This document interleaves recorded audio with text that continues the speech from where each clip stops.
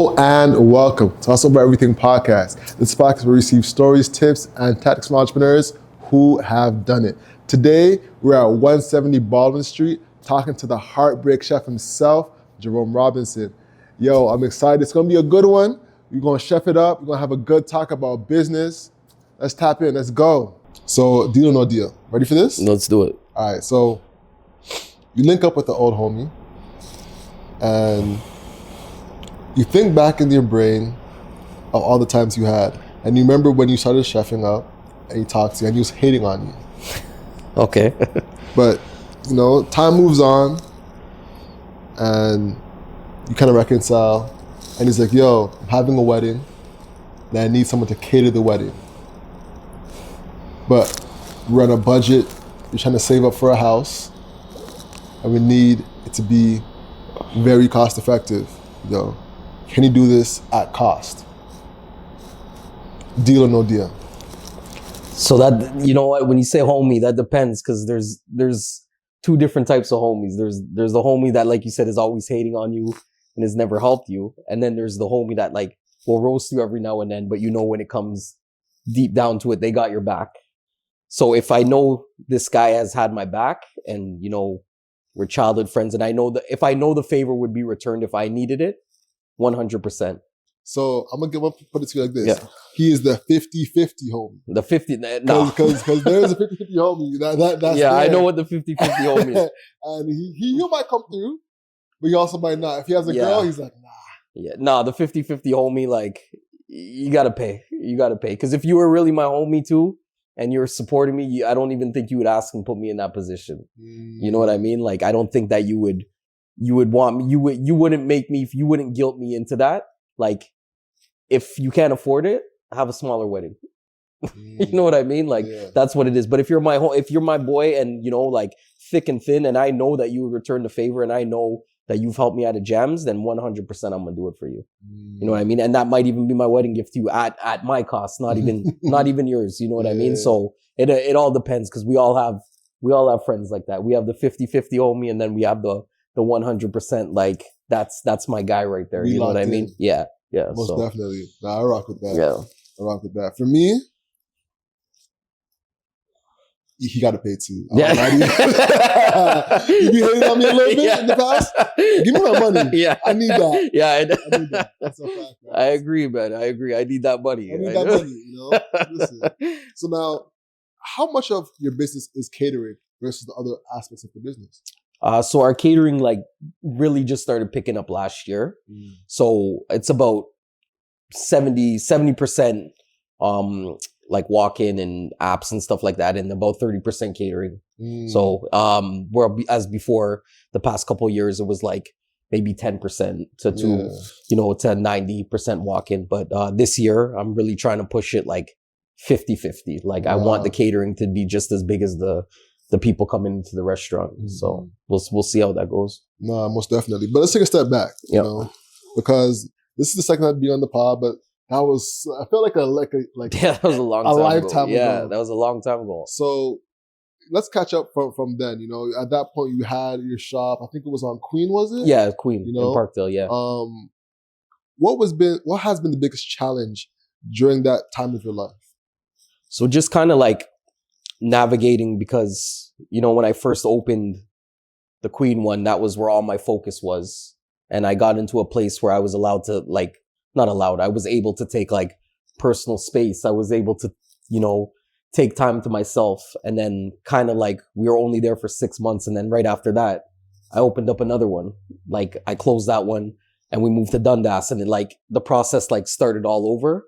And it was, you know, it was a bigger space. We focused on more things. I started doing more partnerships. So it's like all the momentum and how I trained my brain to be able to take off me time kind of went out the window, and I kind of had to go. I kind of got back to my old ways of when I first opened the restaurant. And, you know, it's just like every couple months I would try and do something new. So it was really hard for me to just get that me time and that work-life balance. No, I feel you. Especially as a chef, that's one of the biggest things I've seen as a challenge. This podcast is brought to you by Narai Cellars Wine, one of the only Black-owned wine companies in Canada. So not only are you supporting the show, but you're supporting Black ownership. Now, who is Narai Cellars Wine? They have 10 years of experience in winemaking. So what we're gonna do is gonna hit the link below and visit naraicellars.ca and try the wine for yourself. Let's get back into the show. You know, you interviewed a few chefs in the past, and one of the main things they were saying is that, you know, when it comes to Christmas time, you're in the kitchen. You know, when it comes to Mother's Day, that's the biggest time for you. Yeah. You know, so how are you able to balance that and be intentional with friends and family? To be 100% honest, like I'm working on that. Like I still haven't even been able to figure that out fully. I've missed a lot of my friends' kids' birthdays. I've missed family events and things like that. Like it's something that's been challenging for me, but it is also something that I do recognize, and I am trying to fix it. But my brain isn't programmed like a lot of other people's brain. Like I like, this is my drug. Work is my drug. You know what I mean? So this is like, I guess you could say I'm a workaholic. So to turn that off all of a sudden at the age I am now, after I've been in this industry so long, it's difficult, but I'm working towards it. So we'll see. Yeah, it is difficult, man. Have you ever had the experience where you're not working, but your brain just won't shut off? Man, that's me all the time. You know what I mean? And it takes me back to when I first opened my restaurant. Yeah. I would get a bad review, and I mean, this would haunt me for weeks. Yeah. Like I would be obsessing, going back constantly, like reading my reviews, like sitting there. Now it's like you take it as a grain of salt. You can't please everybody. The best restaurants get bad reviews. Nobody's gonna get a perfect, like, you're not gonna please everybody. But back then my mind wasn't programmed like that. I thought of it as, you're taking a shot at the restaurant, you're taking a shot at me. Yeah, you know what I mean? Like, this is my heart and soul, and you're basically telling me that the effort and what I'm doing sucks to you and it's not good enough. You know what I mean? And that was very crushing, and it took a lot for me to finally get out of that mind state and be like, look, man, you can't satisfy everybody. Like, and if you don't have people hating on you, then you're not doing it right. Like, not everybody's gonna like your stuff, and that's okay. You know what I mean? But as long as I know that people came in here and got at least good service, you can go out and have bad food, but you know what I mean? If the service, if the service is terrible, you're going to remember the service over the food. So yeah, that's what it is.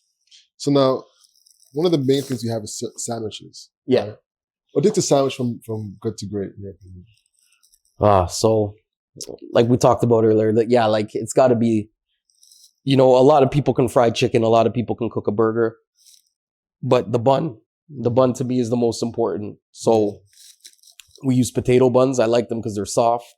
They add a good texture with the crunch of the chicken. A lot of burger people use potato buns as well, or they use brioche, which is another great bun. Like, you can't go wrong with either of those two. But to me, it's got to be the bun, and it's got to be bread to meat ratio. Like, you can't have this big ass bun and then a little burger or a little piece of chicken sitting in that bun, and the whole burger is bread. You know what I mean? It's got to be a balance. But definitely, I'm definitely a Martin's guy. Shout out to Martin's. Yeah, you know what I mean? Yeah. Martin's cutting the check? Not yet, but they're going to. They're going to after this. Most definitely. And speaking of which, man, like, that's been one of the biggest things that I've seen as a compliment to your strategy when it comes out to online. You're able to not only have a brand as a chef, but as a brand as a content creator. You know, talk about that. Was that intentional? Like, building that up? No, like when I first started, I didn't even know that like people pay you to do stuff. You know what I mean? I didn't know that you could make another revenue stream off promoting stuff and things like that until people started reaching out. Like, I didn't have people around me that were doing this on their own. Like, a lot of the chefs I knew in the industry, they've been in the industry a long time, but they were working for bigger corporations and things like that. So you don't get those opportunities when you're working for those types of corporations. So when people started reaching out, I was like, oh, okay. And then that's when I started maybe taking my Instagram and my social media a little more serious, because that's where you can make a lot of money off that. And there are a lot of people making a lot of money off that, and a lot of chefs out there that are using that as a second revenue stream aside from their business. Most definitely. Now, what's interesting about it is that, because the 24K followers, I think 26 now or 24? I think it's like 25, but I'm not gonna lie, I'm stuck on 20. It's hard to get over that. Stuck over there? Yeah. do you look at it as just found money, like, oh, this is just extra? Or you're like, all right, let me expect this to come in every month and be a part of like the revenue stream that I'm counting on every month? Yeah. So I consider it as extra revenue because it's not like I don't have you don't have a set contract with, hey, this month you're going to post this, this, and this, and then we're going to pay you this, this, and this. Like people reach out, we talk about a plan. I might want to work with them again. I might not. They might want to work with me again. They might not. So for things like that, I just consider that towards like, putting that towards the restaurant expenses and stuff like that. And then everything after that is just a bonus. Yeah. And one of the ads I saw you did was the Milk Master. Oh yeah. Like talk to us about being on a competition show. Yeah. So Milk Masters was like, that was such a dope experience. Like all those chefs, like I knew a lot of them. Like it was kind of like a surprise for us, but I've either worked with them or I've known about them in the industry. And I got a lot of respect for what they do. So like kind of competing against them was fun. It was nice. So, I really enjoyed it. And when they reached out, I was like, it's a no-brainer to do that. And, I've done other competition shows and I've always like finished second or whatever. Even on this one, I finished second. So, so it's like, it is like a little shot to the ego after a while when you keep on finishing second, but like the competition shows are fun. Like, you know what I mean? It's like everyone wants to win, but at the same time, it's like, you got me this time, like type of thing. Like we all know we do what we do and we do it well, but sometimes every chef has its day. You know what I mean? Yeah, I feel you, bro. Do you find a bigger impact from competition shows or like straight TV where you're on like Maryland Dennis or you're on like a spotlight? Oh, definitely like when I was on Maryland Dennis, like that helped me exceptionally, like especially during the pandemic. It helped me reach a new demographic that I probably wouldn't have hit elsewhere. And she was great. The staff there was absolutely amazing. And it really made me feel, that's how I got comfortable on camera by doing that. Cause when we first started doing the shows, it was remotely. Yeah. So I kind of got, even though it was a nationally syndicated show, I kind of got comfortable talking and speaking like to a big time host, to having, people in my ear talking to me. And, so if I didn't do that, I probably wouldn't be as comfortable as I am now on camera, to be completely honest. And like I said, it helped me reach a new demographic of people that I know I probably wouldn't have. Maybe I eventually would have, but I wouldn't have hit so fast from opening. Was that live? At first, so during the pandemic, it was through Zoom. Yeah. Remote. And it was like a live Zoom. Yeah, live Zoom. And then after that, it moved to the studio. Like it slowly started open. Things started slowly opening up, and then it moved to the studio. And then from the studio, it moved to the live audience. So, but the rush where you get from the live audience it doesn't compare to when you do it remote. Like it's so much fun. I bet, man. Being in front of a live audience is an adrenaline rush. Yeah. Makes you feel like you're going into like a professional sport almost. Yeah, exactly. And it is a little more nerve wracking. Like, like not to say that you can just do whatever you want when you're doing remote or whatever, but when there's a live there's people. Literally, you look up and there's people sitting there staring at you, watching your every move. You know what I mean? Yeah. So, but again, like I said, the adrenaline and the rush that you get from it is pretty cool. Now, let me ask you something, bro. Because like, actually, the other day, right, I had some of my friends and family coming over to the crib. Yeah. And one of their favorite meals is chickpea curry. Okay. Right? And I've never made chickpea curry before in my life. So I'm there. I started laying out the ingredients, the Jamaican curry, coriander, salt and pepper. I'm like, all right, about to start making this chickpea curry for the first time for someone that has their favorite meal as chickpea curry. Yeah. I look at the chickpea curry, looks back at me. It was one of those. And I'm like, nah, this isn't going to do it. Did you serve it? I didn't do it at all. Oh, okay, I made chicken breast. I was like, this ain't it.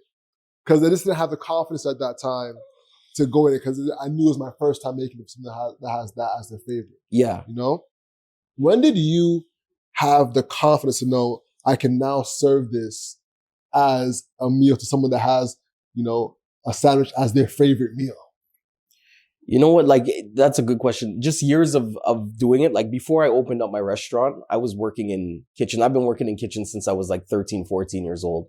Like, I have a lot of experience. I've been managing restaurants, opening up restaurants, like, long before this. A lot of people don't understand. They think that I kind of like snap my fingers and I open this. Like, I've been in the industry a very, very long time.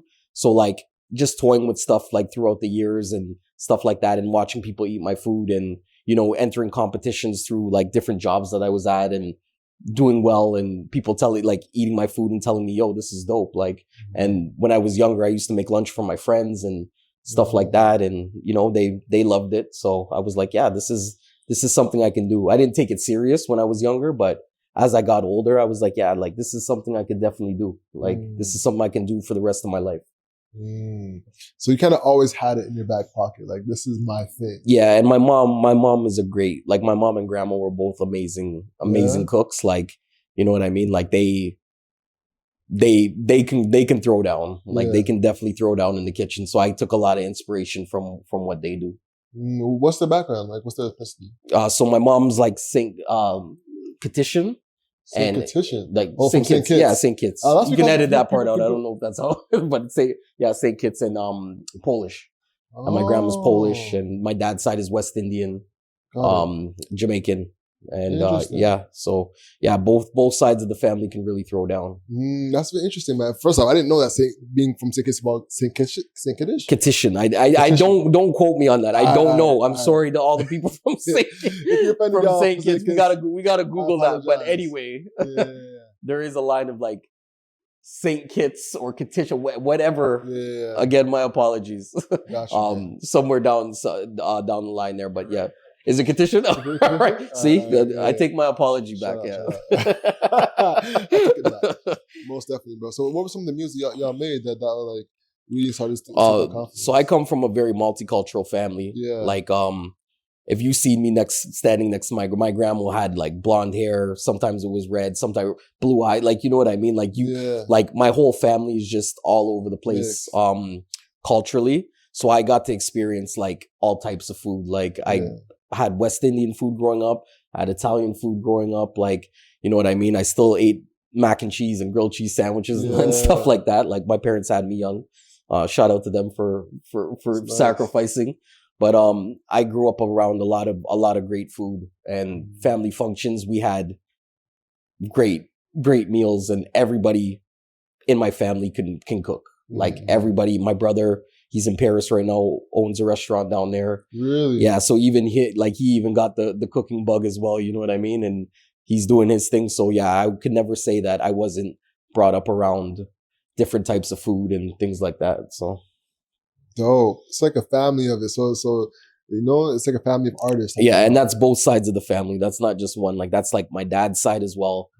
Everyone can throw down in the kitchen there, and then my mom. Obviously, my mom and my grandma can really cook. So then, did you get a warning of the craziness that is being in the kitchen and being a chef? Or was anyone just like, hey, you know that, like, people are going crazy back there? Yeah, you know what? Not really. Like, I remember when my first job, my mom told me to get a job, and I was a busboy at a restaurant. I didn't want anything to do with the kitchen. I just wanted to have a job. You know, you're a kid. You just want to buy some video games and stuff like that. And I used to look back in the kitchen, and I never wanted any part of it. Like, I would just greet people at the door, serve brunch, cleared plates, and bring them back. And then one day I was like, you know what? Mind you, I was like probably 14 or 15. I was like, I really need to get in the I want to cook. I think it might be fun. So I used to wake up at like 6 a.m, take a 2-hour bus ride to the airport. I worked at a place called Pat and Mario's. It's not there anymore, and the kitchen was just filled with just older, jaded men. So you picture a 14-year-old there hanging around grown ass men with real life problems, and listening to these guys complain about their lives and complain about their wives, and wives complaining about their husbands, and it like trauma. It like gave me some serious trauma, and I was like, I need to get out of here and figure out something else. And I moved to another location, and again, I was a front of house person because I didn't want to do the kitchen. And I remember this is when, remember when Method Man used to wear his hair half Very out. high, Yeah, I used to wear the half out afro. yeah. So I remember one day I had braids and I came to work and did that. And my manager lost his shit on me. Gosh, yeah. As a chef, He yeah. lost it. He said, you can't, if you want to wear your hair like that, your ass is in the kitchen. So there was a guy who I still talk to this day. His name's Rob. And he was like a rock star to me, like young skater guy. But like watching this guy work was like literally it was a work of art. And I was just like, I want to do that. And he like showed me around. He showed me the ropes, and I just fell in love with it from there. So yeah. So now off camera we were talking. You're like, listen, there was a moment where I was like, I had an absolute enough of being in a professional, big business kitchen.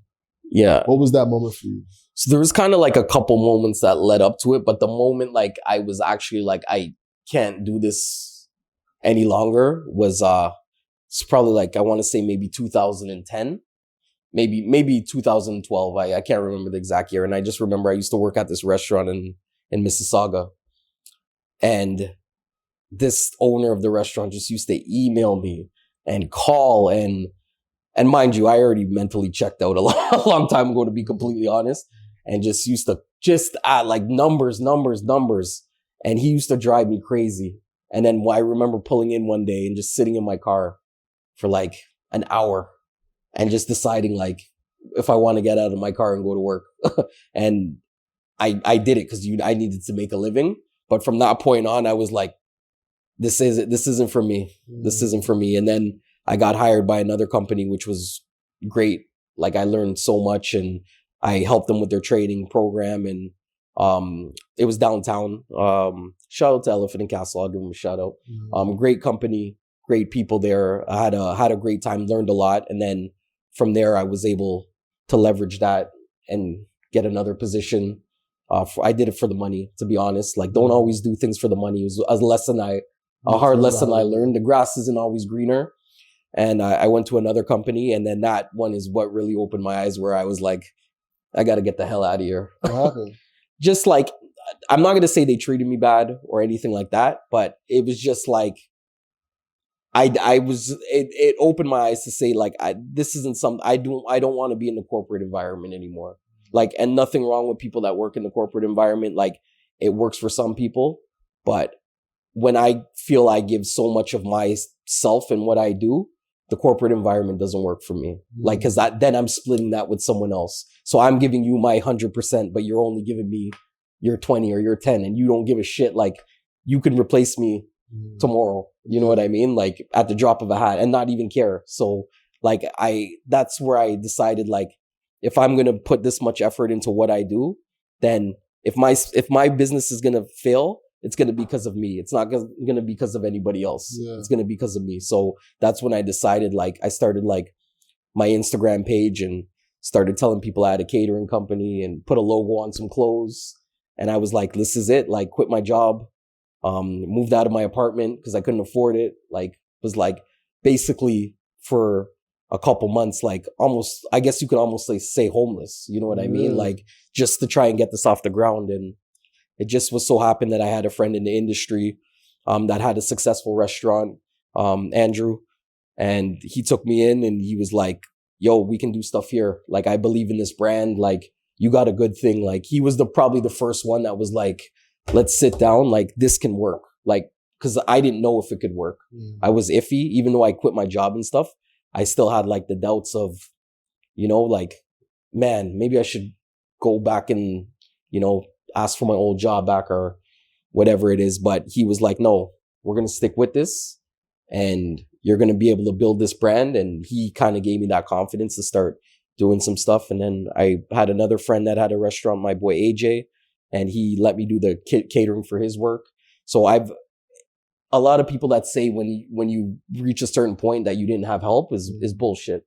Like, you need help from some people. And I've been lucky enough to have like a very good support system and people who support me. My mom, like my friends, I do have supportive friends that believed in me and, gave me the confidence to do what I'm doing now. So I shout out to them. They did. And I did learn a lot from them about running businesses and stuff like that. So I'm appreciative for those people in my life. You know what they get? They get food at their wedding. Yeah, that's what I exactly. They get the free food at the wedding. Yeah, no, definitely. Like I agree. But anybody that's successful, you have to have someone in your corner For sure. that supports you and says, you know what, like when you feel like shit and you feel like you can't do this, they're like, no, you can do this. Get up, stop feeling sorry for yourself, and do this. Yeah, you know what I mean. That's so important. That's so important. You know, at that moment when you're a bit borderline homeless, trying to figure it out, you know, what were some of the things that got you on that path and said, all right, this is the new way forward? Wasn't creating the big ass chicken sandwich at that time? What were some of the steps that made you like, oh, okay, here's some of the things that can put one foot in front of the other to work towards building this catering company, getting everything going? So with my sandwich names and stuff like that, I realized like when people go out, they're paying their money, they're doing this, they're doing that. They want to have fun. You know what I mean? They don't just want to come in somewhere. They want to feel a part of something. Mm-hmm. So like I was like, you know what? I'm gonna throw some names on these sandwiches. So when you say it, you're kind of saying it, but you're giggling it at the same time. Mm. People bring their kids in all the time, and the kids are like, "Mommy, can I say it?" And they're like, "Yeah." And then the kid will order, and that just kind of makes people feel a part of something. So I knew once I started doing that, I did it at the CNE to start back in 2018.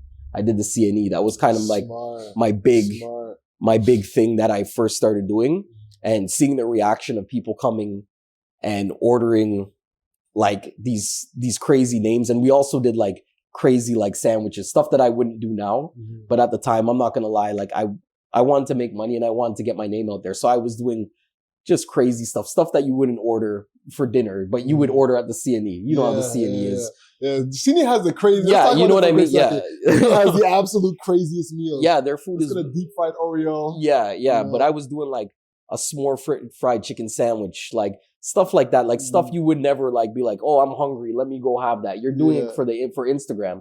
And I knew that. I knew people were going to post it, like regardless of the feedback and people being like, oh, that's gross or whatever. It's the CNE. Like that's what you're going to do. So, but I also knew that doing stuff like that wasn't going to be sustainable if I wanted to open up a restaurant, because gimmick stuff like that, like it doesn't last long. Like the food like you could have all the gimmicky stuff in the world, but if your food isn't good, if people don't like it and people don't think that you care about it, they're not going to come. You know what I mean? They'll come for a bit, but after that, they're not going to continue to come. So that's when I kind of changed my approach and is like, okay, like, yeah, I'm going to do oversized stuff. Yeah, my food could be extreme, but also like you're going to order it. You come in here to eat because you're hungry. You come in here because it tastes good, not just because it has a funny name or because it's Instagrammable. You know what I mean? And I think that's the difference from when I started before to now. Got it. So it's almost like you found the PR opportunity and then you let your skills hone in on the back end. So you got the attention from the PR food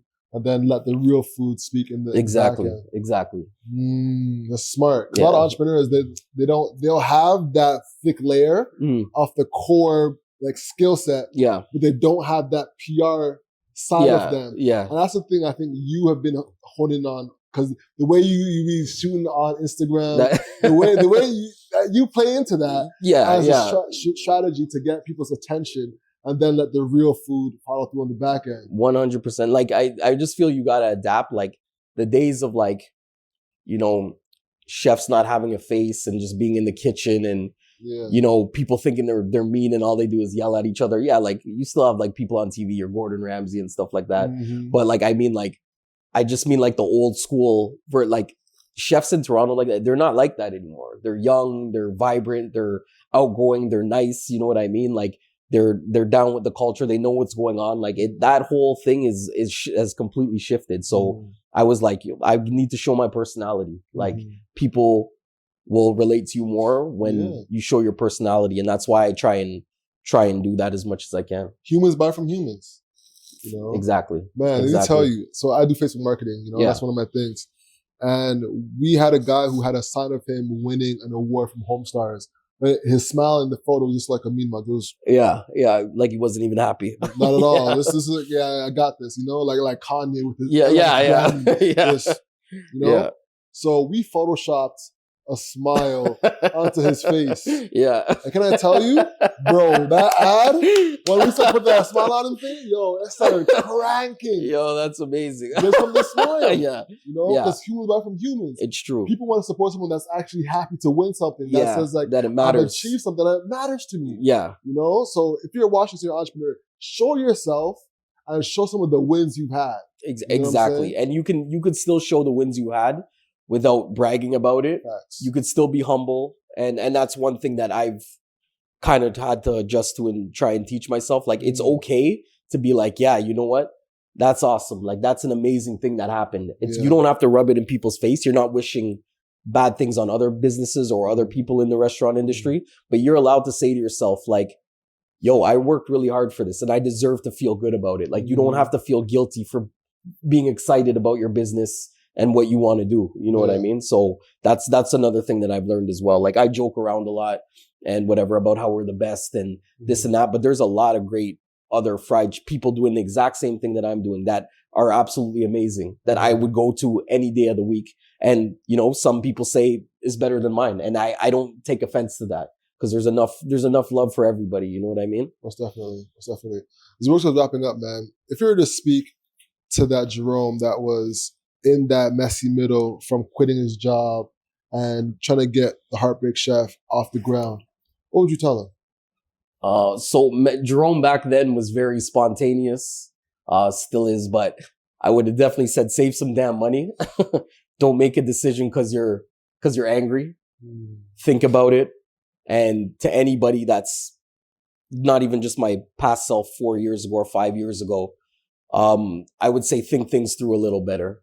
Like I said, I was fortunate enough to have good people around me to kind of like steer me this way and that way, but not everybody is that fortunate. Like, you know what I mean? And I would never tell somebody to make a decision based on anger at your job or whatever. Like, because that's at the end of the day, like sometimes you got to eat shit at your work. You don't like it, but it's a fact. You can't tell me anybody that's been at a job that hasn't done something that they had to do that they didn't want to do. You know what I mean? Like if you're working for an employer, at the end of the day, if you want to get paid, like sometimes you got to play by their rules. So I would just tell them, like, sometimes you got to suck it up. And then when you feel like the time's right and you feel like you're in a financial position or even just a life position or even a mental position to make that call, then that's when you make it. Most definitely. That being said, ladies and gentlemen, that wraps up the podcast. This is what you can control. So control your grind and control your life. I'm Alex. Jerome. That's the show, y'all. Peace.